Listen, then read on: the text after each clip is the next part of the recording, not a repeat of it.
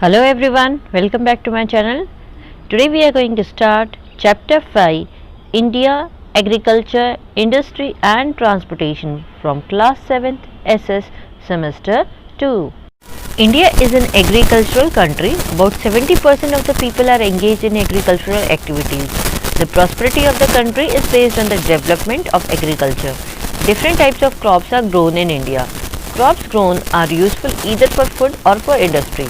Agriculture has progressed by leaps and bounds after independence. Now India is guiding the developing nations in industrial technology. तो हम सभी जानते हैं कि हमारा जो भारत देश है ये कृषि प्रधान देश है। लगभग 70% लोग कृषि गतिविधियों में लगे हुए हैं। देश की समृद्धि कृषि के विकास पर आधारित है। भारत में विभिन्न प्रकार की फसलें उगाई जाती हैं। उगाई जाने वाली फसलें भोजन के लिए या तो उद्योग के लिए उपयोगी होती हैं। आज़ादी के बाद कृषि काफ़ी तेज़ी से आगे बढ़ रही है। इसने काफ़ी बड़ी छलांग से मारी आप कह सकते हैं। अब भारत औद्योगिक प्रौद्योगिकी में विकासशील देशों का मार्गदर्शन कर रहा है। So dear students, you have already studied about Gujarat's agriculture, industry and transportation in standard 6. Now we'll study about the agriculture in India. तो प्रिय बच्चों, आपने पहले ही गुजरात के कृषि उद्योग और परिवहन के बारे में क्लास 6 में पढ़ा है। अब हम भारत में कृषि के बारे में पढ़ेंगे। तो यहाँ पे जो आपको दिया है आप देख सकते हैं, right the crops grown in Gujarat. जो क्रॉप्स गुजरात में ग्रो करती हैं उसको आपको लिखनी है और जो इंडस्ट्रीज गुजरात में है उसके बारे में आपको लिखना है। Now next is agriculture in India, यानी कि भारत में जो खेती बाड़ी है कौन सी खेती होती है। तो फर्स्ट, नॉर्मल और unirrigated agriculture. The agriculture which is dependent on monsoon is called normal और unirrigated agriculture. The crops are as follows: sorghum, millet. So millet are grown in arid regions. तो वह कृषि जो मानसून पर निर्भर है यानी बारिश पर निर्भर है उसे सामान्य या फिर असिंचित कृषि कहा जाता है। सामान्य कृषि की जो फसलें हैं वो इस प्रकार है। तो पहले है सोरगम और मिलेट। तो सोरगम, मिलेट का मतलब होता है बाजरा और सोरगम का मतलब होता है चारा। तो बाजरा शुष्क क्षेत्रों में उगाया जाता है। Sorghum is grown in Madhya Pradesh, Maharashtra, Rajasthan, Gujarat, Karnataka, Andhra Pradesh and Tamil Nadu.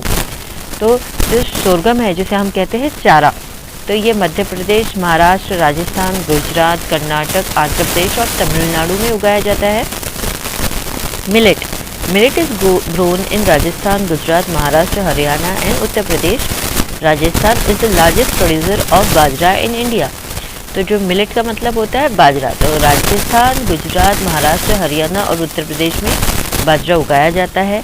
Rajasthan Bharat में बाजरा का सबसे बड़ा उत्पादक है।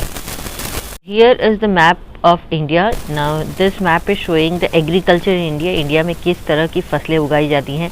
तो यहाँ पे आप देख सकते हो वन टेबल इज गिवन कि sorghum, millet, corn, groundnut, wheat, sugar cane, cotton, jute, rice and tea. So इससे हम पता कर सकते हैं कि इंडिया के कौन कौन से हिस्सों में कौन कौन सी जो ये क्रॉप्स है उसको उगाया जाता है। Now second is corn. Corn is used as a grain and as a fodder for animals. It is mainly grown in Karnataka, Uttar Pradesh, Bihar, Andhra Pradesh, Telangana and Madhya Pradesh.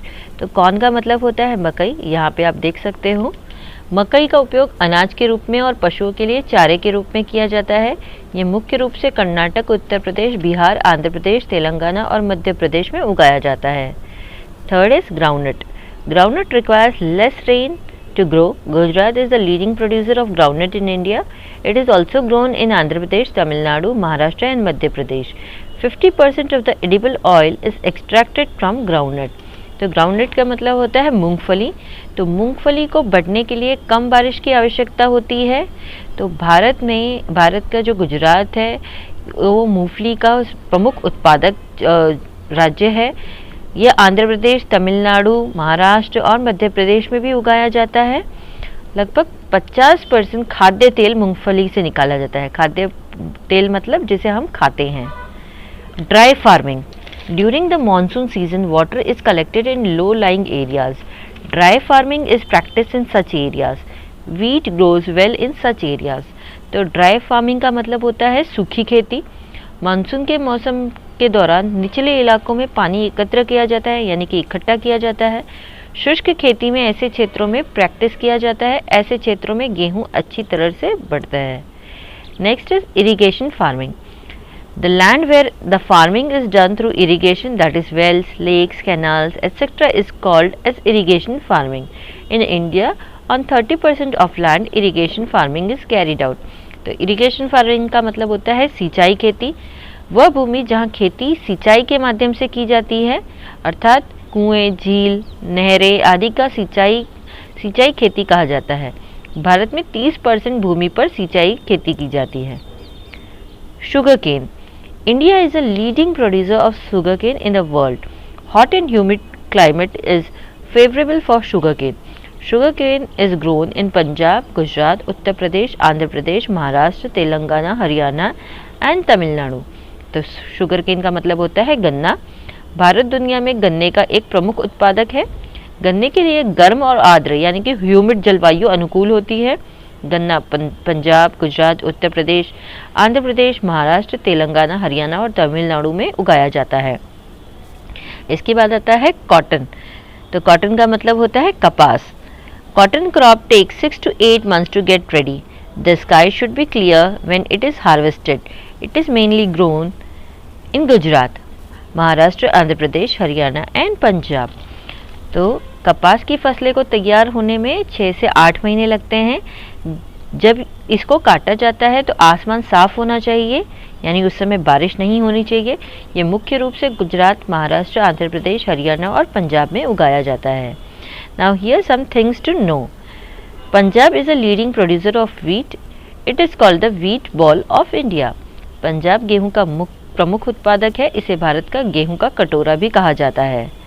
Besides Punjab, it is grown in Haryana, Uttar Pradesh, Bihar, Rajasthan, Gujarat, Maharashtra and Karnataka. Bhalia wheat of Bhal region of Gujarat is very famous. तो पंजाब के अलावा यह हरियाणा, उत्तर प्रदेश, बिहार, राजस्थान, गुजरात, महाराष्ट्र और कर्नाटक में भी उगाया जाता है। गुजरात के भाल क्षेत्र में का भालिया गेहूँ बहुत ज़्यादा प्रसिद्ध है। Oil is extracted from cotton seed, it is called cotton seed oil. तो कपास के बीजों से तेल निकाला जाता है, इसलिए इसे कॉटन सीड ऑयल कहा जाता है। Jute crop takes 8 to 10 months to get ready. The harvester system of the jute fiber is the first tied together and soaked in water to soften. The fibers are then stripped from the stalks in the long strands and washed in clear running water. Then they are hung up or spread on thatched roofs to dry. Jute is grown in West Bengal, Assam, Bihar and Odisha. जो jute की फसल को तैयार होने में लगभग 8 से 10 महीने लग जाते हैं। जूट फाइबर के कटे हुए तनों को पहले एक साथ बांधा जाता है और नरम करने के लिए पानी में भिगोया जाता है। तंतुओं को लंबे स्ट्रैंड में डंठल से निकाला जाता है और साफ बहते हुए पानी में धोया जाता है। फिर इन्हें सूखने के लिए उठी हुई छतों पर लटका दिया जाता है या फिर फैला दिया जाता है। जूट पश्चिम बंगाल, असम, बिहार और उड़ीसा में उगाया जाता है। Next is paddy. Paddy is an important crop of India. It is the staple diet of most of Indians. It is grown in the West Bengal, Bihar, Punjab, Assam and Madhya Pradesh, Odisha, Kerala, Tamil Nadu and Gujarat. तो paddy का मतलब होता है धान। धान भारत की एक महत्वपूर्ण फसल है। यह ज़्यादातर भारतीयों का मुख्य खाना है। यह पश्चिम बंगाल, बिहार, मध्य प्रदेश, उड़ीसा, असम, केरल, तमिलनाडु और गुजरात में उगाया जाता है। तो यहाँ पे पैडी का मतलब क्या हुआ, जो हम चावल खाते हैं वो। Next is plantations. When certain crops are grown on the garden method and taken care of as garden, it is called as plantation. It includes tea, coffee, fruit orchards, vegetables, coconut palms etcetera. तो plantation का मतलब क्या हुआ, वृक्षारोपण। जब कुछ फसलों को बगीचे की विधि से उगाया जाता है और बगीचे की जैसे ही उसमें देखभाल की जाती है तो इसे वृक्षारोपण कहा जाता है, यानी प्लांटेशन। इसमें चाय, कॉफ़ी, फलों के बगीचे, सब्जियां, नारियल, पाम आदि शामिल है। Next is tea. Tea is grow on the slopes of mountains where the forest are cleared. Waterlogging near the roots of the tea plants is harmful for the plantation. That is why it is grown on mountain slopes. Assam produces maximum tea. Besides Assam, tea is produced in West Bengal, Kerala, Karnataka and Tamil Nadu. तो T का मतलब होता है चाय। जैसे आप सभी जानते हैं चाय, हम जितने भी इंडियंस हैं उन सभी को सुबह सुबह की चाय तो बहुत ज़्यादा इम्पॉर्टेंट होती है। तो चाय को पहाड़ों की ढलानों में उगाया जाता है। जहाँ जंगलों को साफ किया जाता है। चाय के पौधों की जड़ों के पास जल जमाव वृक्षारोपण के लिए हानिकारक है, मतलब जो चाय का पौधा होता है तो उसकी जड़ों के पास पानी जमा नहीं होना चाहिए, नहीं तो वो पेड़ खराब हो जाता है। इसलिए इसे पहाड़ी ढलानों पर उगाया जाता है क्योंकि वहाँ पे पानी जो है वो बह जाता है। असम अधिकतम चाय का उत्पादन करता है। असम के अलावा पश्चिम बंगाल, केरल, कर्नाटक और तमिलनाडु में चाय का उत्पादन किया जाता है। Now some things to know. India is leading producer of tea in the world. तो भारत दुनिया में चाय का प्रमुख उत्पादक है। Discovery of coffee plant. तो आपको पता है कि कॉफ़ी प्लांट की खोज किस तरह की गई थी। Kaldi daily took his goats for grazing. He was fed up with the frolicking of goats. One day he ate the fruit of the plant which his goats were eating and he also felt fresh. Thus he introduced coffee to the world. Coffee is produced in Karnataka, Tamil Nadu and Kerala. तो कल्दी रोज अपनी बकरियों को चराने के लिए ले जाता था। वह बकरियों के पालन से तंग आ गया था। एक दिन उसने उस पौधे का फल खाया जिसे उसकी बकरियां खा रही थी और वह भी उस फल को खा के काफ़ी ताज़ा महसूस कर रहा था। तो इस प्रकार उन्होंने दुनिया के सामने जो कॉफ़ी है उसको पेश की। कर्नाटक, तमिलनाडु और केरल में कॉफ़ी का उत्पादन होता है। Next is irrigation. इरिगेशन का मतलब होता है सिंचाई। Monsoon in India is irregular and uncertain. Most of the states experience scanty rainfall for a short period of time. Due to uncertain rainfall, more than one crop is rarely grown on an entire portion of land. Hence, to increase agricultural production, irrigation is necessary. तो भारत में monsoon अनियमित, अंत अनिश्चित है, मतलब पता ही नहीं है कि कब वो आएगी। इरेगुलर आप कह सकते हो। तो ज़्यादातर राज्यों में अल्प अवधि के लिए अल्प वर्षा का अनुभव होता है, यानी कि जो कम वर्षा होती है और कम समय के लिए होती है। तो अनिश्चित वर्षा के कारण एक से अधिक फसल शायद ही कभी भूमि के पूरे हिस्से पर उगाई जाती है। कृषि को बढ़ाना, उसका उत्पादन करना, सिंचाई करना काफ़ी ज़्यादा आवश्यक है और इस सभी चीज़ों के लिए पानी की ज़रूरत होती है, बारिश की ज़रूरत होती है। तो अगर बारिश उपलब्ध नहीं है तो क्या हम कर सकते हैं? सिंचाई यानी इरिगेशन प्रोसेस से हम खेती को आगे बढ़ा सकते हैं। Okay, think should dams be built on rivers. क्या जो डैम्स है उनको रिवर्स पे बनाना चाहिए? Do you agree? Why and why not? तो ये ज़रा सोचो। Now things to know. The length of Indira canal is 9425 kilometre. तो यहाँ पे आपको ये जो दिखाया गया है ये इंदिरा कैनाल है। इसकी जो लेंथ है यानी जो लंबाई है ये 9425 किलोमीटर जितनी है।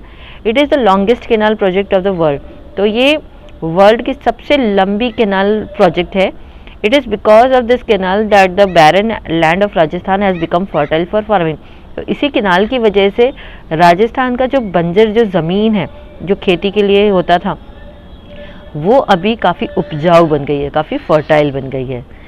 So till here, in our next video will continue the chapter. Bye bye.